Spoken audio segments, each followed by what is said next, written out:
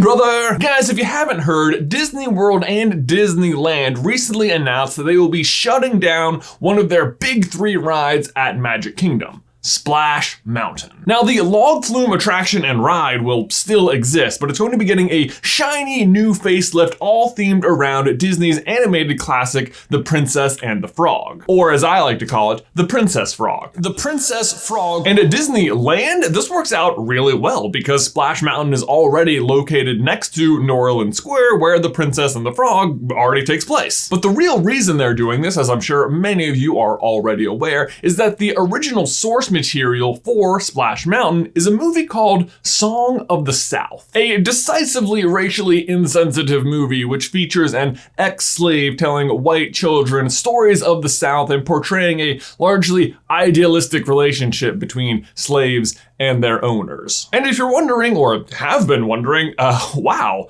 how did this ever even come to be the movie they chose for the ride? Well, today we get to the bottom.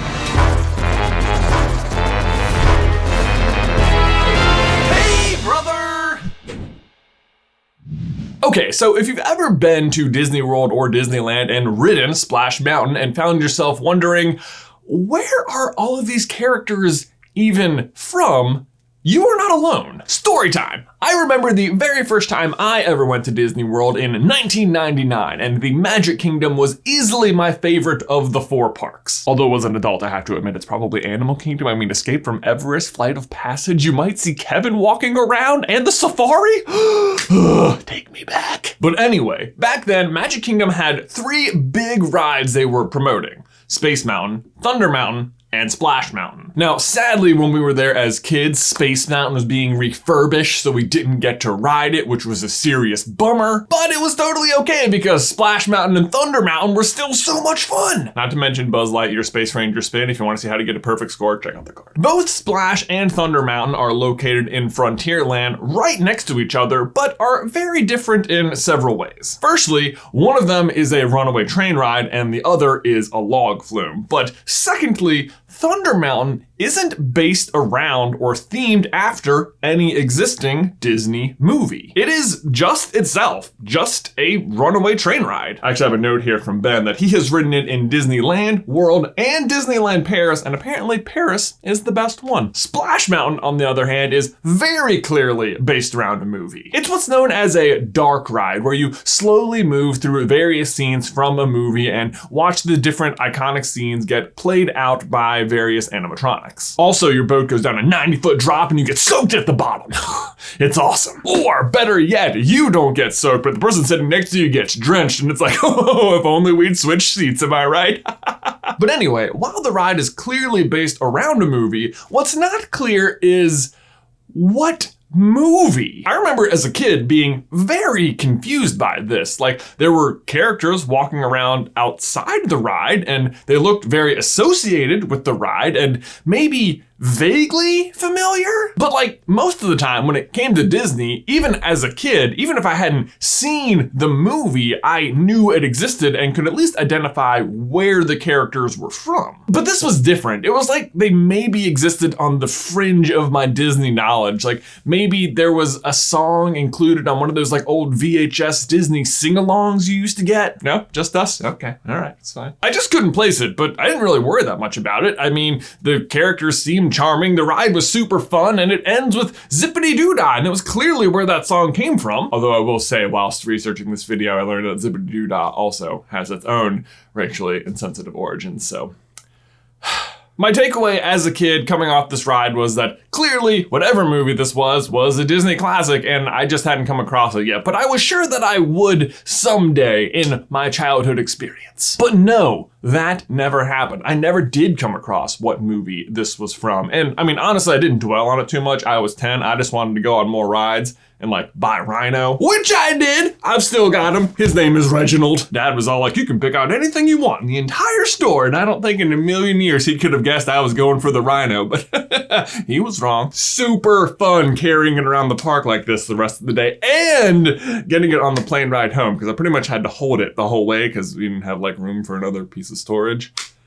I don't think I thought it through. Not that I have any regrets, Reginald. But the reason I never found out where all of the characters from Splash Mountain came from was because to this day, Disney has never released to home video the movie Song of the South in America. Never. The movie was made in 1946 and has been released 6 times in theaters. The latest time was in 1986. And it was even shown occasionally on the Disney Channel all the way up until 2001. It actually did get some home video release in European and Asian markets, but to this day, still never in America. Even today on like Disney Plus.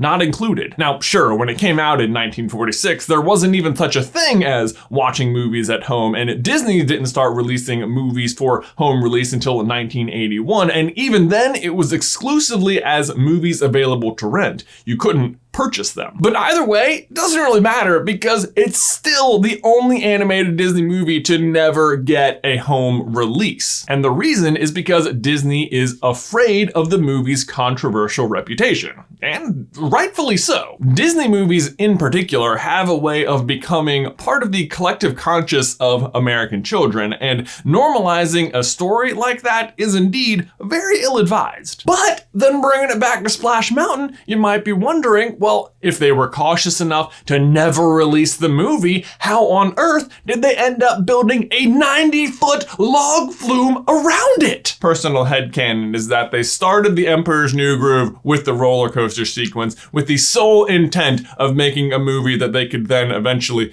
rebrand Splash Mountain around. Pull the lever, Kronk. Either way, there's not really a good excuse for why they ended up choosing Song of the South, but here's what happened. It all starts with an attraction known as the Country Bear Jamboree, which was originally supposed to be part of a Disney ski resort in California. But before the planning for the ski resort was complete, Walt himself died, and so did the plans for the resort. The Country Bear Jamboree, however, did not die. It just changed venues and opened in 1971 at Disney World to extremely positive public reception. And so naturally, Disney sought to replicate the attraction in Disneyland, which they did, and they actually built 2 theaters at Disneyland so they could run the show twice as often in a completely new area of the park known as Bear Country. And at first, this was a monumental hit. People loved it. But it turns out the Country Bear Jamboree was sort of a flash in the pan, and the popularity slowly waned, as did the entire section of Bear Country, which housed just a single other attraction,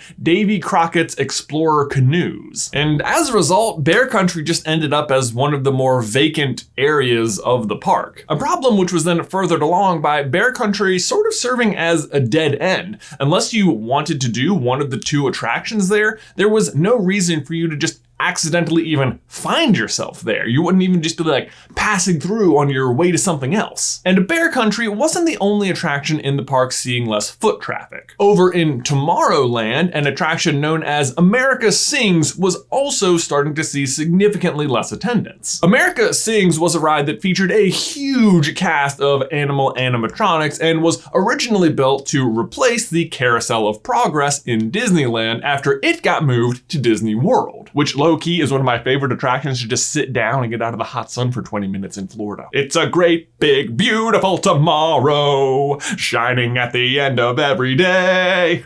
What a bop. America Sings was built originally to celebrate the bicentennial of America. But after that came and went, it felt very out of place in Tomorrowland, which otherwise focuses on the future. And on top of those 2 problems, there was a big push from a guy named Dick Nunis, the chairman of Walt Disney Attractions, to include a log flume at Disneyland. And I'm sure you can see where this is going, but the simultaneous solution to all 3 of these problems was Splash Mountain. The giant log flume would serve as a marquee attraction and get people moving back into the vacant Bear Country area of the park. The huge cast of animal animatronics from America Sings could be repurposed and reused on the ride. And so what they then needed was a movie that fit in nicely with the very southern anthropomorphic Country Bear Jamboree 3. And the very southern movie, which already featured a large cast of animals, including a large bumbling bear,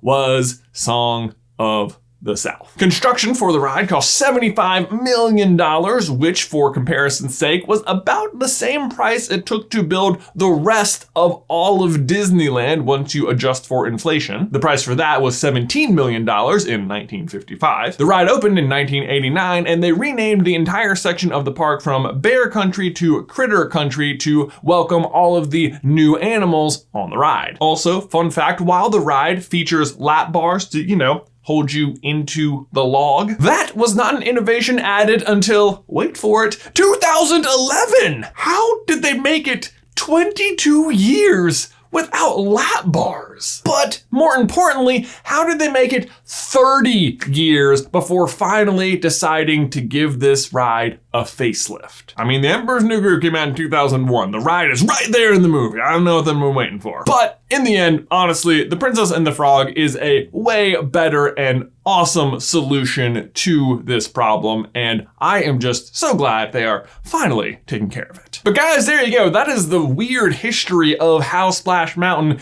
came to be. Let me know, what is your favorite ride at Disney World in the towel section down below. Hey guys, if you missed trivia last week, do not worry. We are back at it again this Friday, July 10th at 6 p.m. Eastern, and this time we are not just focusing in on one fandom, but everything we cover here at Super Carlin Brothers. So you can expect questions from Disney, Pixar, Marvel, Star Wars, and Harry Potter. Do you have what it takes to be the champion of them all? Tune in this Friday to find out. Guys, thanks as always for watching today's video. Please remember to leave a like on it if you haven't already, and subscribe so you don't miss any future Disney World action from us. If you want to see Ben and I test out 6 different Walt Disney World myths, you can check out this video right here. But Ben, until next time, I will see you in another life, brother.